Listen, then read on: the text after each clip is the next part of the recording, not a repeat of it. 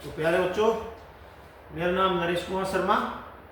अभी मैं जो आपको बताने जा रहा हूँ, हमारा जो नेक्स्ट टॉपिक है वो क्लास 11 का इक्विलिब्रियम कांस्टेंट है in terms of partial pressures of gases. मान लीजिए आपके पास ये रिएक्शन है, जैसे कि अभी लास्ट क्लास में हमने सीखा था equilibrium constant in terms of concentration, वही रिएक्शन मैंने लिया है। ये जो रिएक्शन है इसमें हमें क्या करना है, इक्विलिब्रियम कांस्टेंट लिखना है Kp। Kp लिखना बड़ा ही आसान है।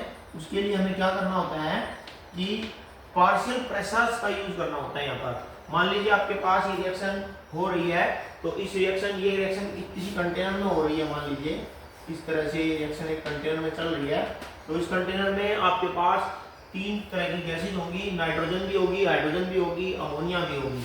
यहाँ पर नाइट्रोजन गैस भी होगी, हाइड्रोजन गैस भी होगी और अमोनिया भी होगी।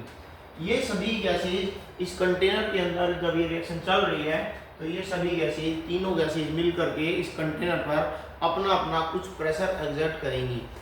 गैसेज का जो अपना खुद का प्रेशर होता है वो कहलाता है पार्शियल प्रेशर। इसको पार्शियल प्रेशर कहते हैं।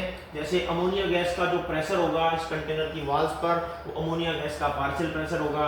नाइट्रोजन गैस का जो अपना प्रेशर होगा कंटेनर की वॉल पर, जिस कंटेनर में रिएक्शन चल रही है, वो नाइट्रोजन का पार्शियल प्रेशर होगा। ऐसे ही हाइड्रोजन का पार्शियल प्रेशर हाइड्रोजन का खुद का प्रेशर होगा। तो यहाँ पर अगर आप Kp लिखना चाहते हैं, अगर Kp लिखना चाहते हैं फॉरवर्ड रिएक्शन के लिए, तो फॉरवर्ड का मतलब जो रिएक्शन आगे की तरफ हो। फॉरवर्ड रिएक्शन के लिए, फॉरवर्ड मींस आगे की ओर।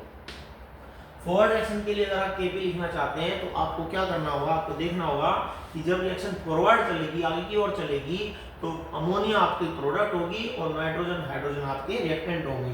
तो जब भी हम किसी रिएक्शन के लिए इक्विलिब्रियम कांस्टेंट लिखते हैं, तो प्रोडक्ट की कंसंट्रेशन या प्रोडक्ट का प्रेशर ऊपर लिखते हैं। यहाँ पे Kp है, ये Kp equilibrium constant in terms of pressure. तो यहाँ पर हम कंसंट्रेशन टर्म्स को प्रेशर से रिप्लेस करेंगे।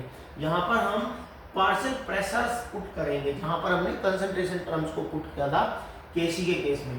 तो यहाँ पर हम लिखेंगे प्रेशर, प्रोडक्ट कौन है आपका NH3, तो प्रेशर ऑफ NH3 और इसका स्टोइकियोमेट्रिक कोएफिशिएंट इसकी power 2 divide by reactants. Reactants कौन है आपकी, रिएक्टेंट्स है आपकी नाइट्रोजन और हाइड्रोजन। तो प्रेशर ऑफ नाइट्रोजन N2, इसको बोलेंगे pressure of nitrogen, pressure of N2, और यहाँ पर स्टोइकियोमेट्रिक कोएफिशिएंट है 1। तो लिखना चाहे तो 1 लिख सकते हैं पावर में, नहीं लिखना चाहे तो भी चलेगा। और ये प्रेशर ऑफ H2 और इसकी पावर 3। तो इस तरह से आप Kp लिख सकते हैं फॉरवर्ड रिएक्शन के लिए। अभी सब बच्चे जानते हैं बैकवर्ड रिएक्शन के लिए जब Kp लिखेंगे तो उसको Kp डैश मान सकते हैं आप। Kp डैश किस प्रकार से लिखेंगे, Kp डैश आप लिखना चाहते हैं तो बैकवर्ड रिएक्शन के लिए जब लिखेंगे, तो बैकवर्ड जब रिएक्शन होगी तो आपका ये अमोनिया रिएक्टेंट होगा और ये हमारे प्रोडक्ट होंगे। तो अगर ये रिएक्टेंट है और ये प्रोडक्ट है, तो प्रोडक्ट्स को तो हम पावर में लिखते हैं, ऊपर लिखते हैं न्यूमरेटर में। तो यहाँ पर लिखेंगे प्रेशर ऑफ N2, इसकी पावर 1 इनटू, क्योंकि यहाँ पर ये प्रोडक्ट है बैकवर्ड रिएक्शन के लिए। तो प्रेशर ऑफ H2 इसकी power 3 divide by pressure of ammonia gas और उसकी पावर 2।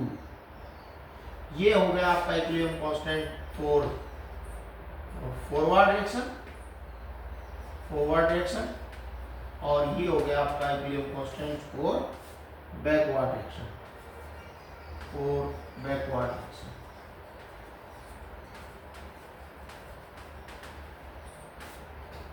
अभी मैं आपको एक बात और बताता हूँ कि जो Kp और Kc होते हैं, इसमें एक रिलेशन होता है और उस रिलेशन को सब बच्चे याद कर लें। Kp इक्वल्स टू होता है Kc RT की पावर डेल्टा Ng। ये डेल्टा Ng क्या होता है, डेल्टा Ng होता है आपका, जैसे रिएक्शन चल रही है तो इस रिएक्शन में डेल्टा Ng क्या है, डेल्टा Ng है प्रोडक्ट के मोल माइनस रिएक्टेंट के मोल। अगर हम फॉरवर्ड रिएक्शन की बात करें तो प्रोडक्ट कौन है, अभी ये जो Kp लिखा है मैंने, ये फॉरवर्ड रिएक्शन के लिए लिखा है। अगर हम फॉरवर्ड रिएक्शन की बात करें तो आपके प्रोडक्ट है अमोनिया, तो उसके कितने मोल हैं, यहाँ पर गैसेस मोल लेने हैं। गैस प्रोडक्ट गैस की फॉर्म में होगा, वही प्रोडक्ट लेना है। तो यहाँ पर गैसियस प्रोडक्ट है अमोनिया, उसके मोल कितने यहाँ पर 2। तो यहाँ पर लिखेंगे प्रोडक्ट के मोल माइनस रिएक्टेंट के मोल। प्रोडक्ट के मोल है 2 माइनस रिएक्टेंट के मोल कितने हैं, गैसियस रिएक्टेंट्स होने चाहिए। तो क्या हाइड्रोजन गैस है, गैस, नाइट्रोजन भी गैस है, गैस। तो यहाँ पर मोल कितने हैं, यहाँ पर हाइड्रोजन के मोल है 3 और नाइट्रोजन के है 1। तो टोटल रिएक्टेंट के मोल कितने हैं 4। तो यहाँ पर 3 + 1 4 है, यहाँ पर 4 लिखते हैं, 2 - 4 2 हो गया। तो यहाँ पर डेल्टा Ng -2 होगा। इस तरह से सब बच्चों को डेल्टा Ng भी फाइंड करना आ गया, change in number of moles. तो यहाँ पर पुट कर सकते हैं डेल्टा Ng की वैल्यू, ठीक है। और R कहलाता है, R को बोलते हैं universal gases, universal gas constant, gas constant. और इसकी वैल्यू सब बच्चे याद करेंगे 8.314 जूल पर केल्विन पर मोल, ये इसकी वैल्यू है।